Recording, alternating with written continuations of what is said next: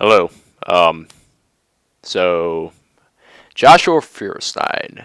I don't know much about him. I saw a couple of his videos, and I disagreed completely. I'm an atheist. Yep, I'm an atheist. If there's evidence of a God, I would accept it. However, that's not really the topic of this video. He posted something on his wall, and I felt like what I wanted to say I couldn't put into words easily on paper or type it out, and I feel like I could just express what I wanted to say a lot easier. This is from a website, todaychristian.net. It's the 10 questions for every atheist. Apparently, these are the 10 questions for every atheist. Okay. We're going to go and answer all 10 of these questions to the best of my ability. How did I become an atheist? That is a good question.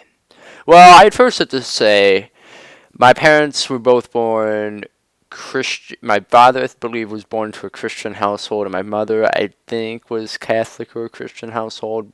However, they both turned into atheism, but I think my father is more of an agnostic now. But that's besides the point. How did I become an atheist? Well, I found at first, I grew up in like a non-God, non-faith household, so that I guess made me become an atheist. But once when I became old enough to make my own decisions, I started studying things. I read some passages from the Bible. I've did research on scientific and evolution, and I found that I believe more in science than I do in this Bible. A lot of things from evolution and science disprove stuff in the Bible.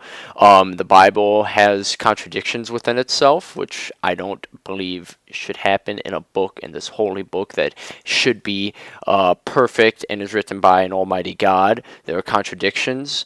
There's also the Bible has been mistranslated. There are many parts in the Bible that have been mistranslated. I don't feel like going into depth in that, but I feel like I became an atheist because I believe in scientific fact and evidence, and I need evidence to believe in things. I'm not bashing anyone that has a religious view. I know many people that are Christian, are religious, and they are probably some of the nicest people I've ever met, and they are very awesome people, and I appreciate them with my heart. But I myself became an atheist because of this. What happens when we die? This is the second question. What happens when we die is we stop living, and we get buried into the ground, and we start getting eaten by insects and bacteria, and we slowly start to decay. That's what happens when we die. Other than that, I have no idea. None. No one knows, really. You can't say, like, in my personal belief, I don't know if there is an afterlife. I don't believe in reincarnation, but yeah, no idea. Other than the decay and stuff. Alright, second question answered. Third question: what if you're wrong? What if you're wrong and there is a heaven and there is a hell? I don't know why hell is capitalized. I'm going to assume it's saying that I'm going to hell. I believe it's a message. It's a veiled message, because what if there is a heaven and there is a hell? I don't know why hell would be capitalized, but what if I'm wrong? Well, then it looks like I was wrong, and it looks like I did not know as much as I thought I would have known, and science was wrong, and well, la di frickin' da, I was wrong. But what my thing is, Jesus and God, and you'd think that they would see me as a moral person. They would not judge me whether I believe in them or not, or they'd only judge me based on my character and how I acted throughout life and how I treated people. If there is a God and if there is a God and there's heaven and hell, He would not judge me based on if I loved Him, if I believed in Him or not. He would judge me for the content of how I treated people throughout my entire life. And in the Bible, it says, "Love thy neighbor." And you'd think this would follow through. Love thy neighbor. Love thy neighbor does not mean love thy only religious neighbor. Love thy Christian neighbor. Love thy neighbor that only believes in my faith. You gotta love everyone. You got to love those atheist, agnostic, Buddhist, Hindu, Islamic, Muslim, Catholic, Christian, atheists. You just gotta love everyone. And if we're gonna follow that, then they would not judge me. They'd only judge on how I treated people throughout my entire life, and not on my belief system. And that's what I would hope for. Without God, where do you get your morality from? All right, so my morality. I get my morality from my parents. Society. Society helps keep that because society has taught one another of how people should be treated, and it's basically rammed into our brains and our minds, and eventually, because of evolving, boom. When humans in the early time, like prehistoric times, humans were hunters and gatherers, traveled in small packs. Well, eventually we settled down and we started forming civilizations, and we have all this specialization, we advanced technology and all the blah blah blah blah blah. But we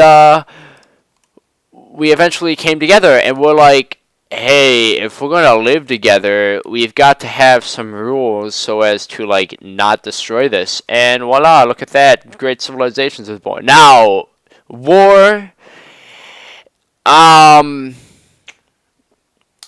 religion has a little bit to play a part in that, like crusades, that little crusades, the persecution of witches, like the Salem witch trial. Hey, no big deal or anything.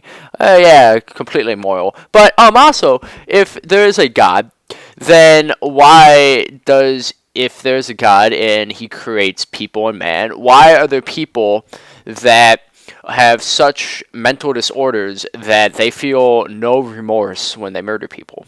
You would think that if there's a God and we all get our moral sense from God, why would he create people without a moral sense? If there is no God, can we do what we want? Are we free to murder and rape while good deeds are unrewarded? Unrewarded? No. This is kind of related to the fourth question. We as humans, throughout years, have learned what is right and what is wrong because we started living together and we needed to be able to live in harmony. And no, we're not free to murder and rape unless you want to go to jail. There's a reason we have law. Just because there's no God does not mean that we go into this complete anarchy and we just lose all form of government and law and order. And there's no God. I guess we can't try you then. Oh man, there's no God. Shoot, I guess you can kill that person. That makes no sense at all. That's just a ridiculous question. If there's no God, how does your life have any meaning? Who says that if there is a God, my life would have any meaning? You can still believe in a God and think, yeah, my life sucks. I have nothing to live for anymore because you're being bullied or something like that. That makes no sense.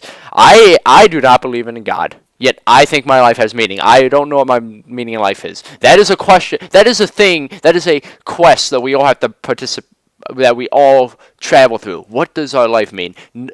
No one has that answer. Everyone's life has meaning. It's not because there's a God. It's just because if you are living your life the way you are living it as a good person, just because you think you're going to get into a good place when you die, then I believe there's something wrong. You should be living the way you should be treating people right and with courtesy and being caring and kind for other people and respecting other people's views. If because it's the right thing to do and because you're like, I feel good because of this, not because there's a God. And my life has meaning. I don't know what that is. It may be to spread messages and maybe to help people, but my life has meaning. I don't believe in God. So, where did the universe come from? The universe came from. That's a good question. There are many theories on why the universe came from. I believe the universe came from the Big Bang Theory. Now, why do I say the Big Bang Theory? One, science. That's a big reason because scientific facts. Two, because the universe is ever expanding. The universe is a constant expanding bubble, and the Big Bang Theory basically expresses how we were in like a very dense, but the size of like a marble or something, and eventually a huge energy explosion. Well, there's according to shoot, one sec.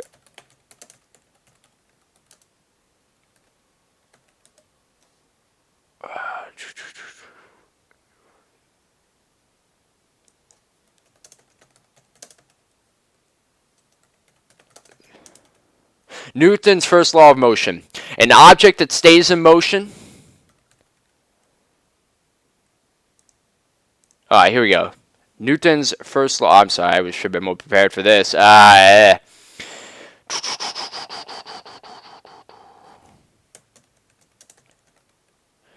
Newton's first law of motion, also known as the law of inertia, states an object stays at rest, and an object in motion stays in motion with the same speed and the same direction unless enacted upon by an unbalanced force. Now, what I believe is the universe. Boom, energy, explosion. There's nothing out there to stop it. It's an ever-expanding energy cycle, and every year we see more and more in the universe, and it's just an ever-expanding thing. And I don't believe in creationism. One, they say in the Bible, they say Earth is about 10,000 years old, even though there is dating methods that are really accurate that have proven that we have things older than 10,000 years. Also, we can see past 10,000 light years. 1 light year is how fast it takes light to travel in a year. 10,000 light years, how fast it takes light to... We see past 10,000 light years. Obviously, older than 10,000 years old. That's why I believe in the Big Bang Theory and not creationism. What about miracles? What are the people who claim to have connection with Jesus? What about those who claim to have seen saints or angels? Well, this is going on the assumption that you can say that you're saying you have to believe me because you can't prove I'm wrong. But yet you cannot provide any proof other than your word that you're right. So it would be like me saying, oh yes, this magical unicorn that has a leprechaun riding on its back visits me every time I'm alone, and yet cannot be documented at all. But you have to believe me because you cannot prove me wrong. Therefore, it must be true. That is, you cannot do that. Just because I cannot prove you wrong does not mean it exists. You have to prove that it exists for something to exist. And the people that say they have out-of-body experiences, yeah, you have out-of-body experiences. People have those all the time. They tend to happen when you get sedated with chemicals that mess with your mind. Yeah. What are your views of Dawkins, Hitchens, and Harris? I honestly, I can't answer that question to the best of my knowledge, so I'm going to have to skip question 9. 10, if there is no God, then why does every society have a religion? Okay, since every society has a religion, why does every society have a different religion? Ask yourself that question. If there was one true God, you think he'd be like, hey guys, this is my religion. Believe in this religion. This is my true religion. Why do we have religions of like different? You have like, why do we have like the Greek gods where we had Zeus and Hades and Hercules, like the minor, and Medusa, like all that stuff. And then we have like the Mayans and the Aztecs that believed in sacrifice. You know, the Mayan calendar. They had their own gods, the god of rain and the god of summer. I don't even know their gods, but they had different gods. And then all of a sudden we get Christianity. And why does every society have a different religion? Why is it that Christianity had the Crusades and killed all these people? Was it because of the religion? Was it because they were afraid that, oh man, ours may not be the only religion? Why would they? Yeah. Okay. So why do every society have a religion? Why is there a different religion? Why is it Buddhism, Islam, like all these different things? If there's one true God, you think he'd have one true religion. This is my 2 cents on these questions. They weren't really that hard. Don't know what it was. Some questions atheists cannot truly and honestly really answer, which leads to some interesting conclusions. I answered the questions in an honest and truthful meaning. Besides number 9, what's your view on Dawkins, Hitchens, and Harris? Because I really don't know much about them to have an opinion on them. But for like the other 9 that I had, I'm 17, almost 18 years old. I can answer these questions. I'm pretty sure most intellectual people can't answer these questions. Yeah, this is ridiculous. I don't even know why this would be posted. Well, thank you. Wow, 15 minutes. Wow, a lot of talking. You're probably sick of hearing me talk, but yeah, I just wanted to put that out there.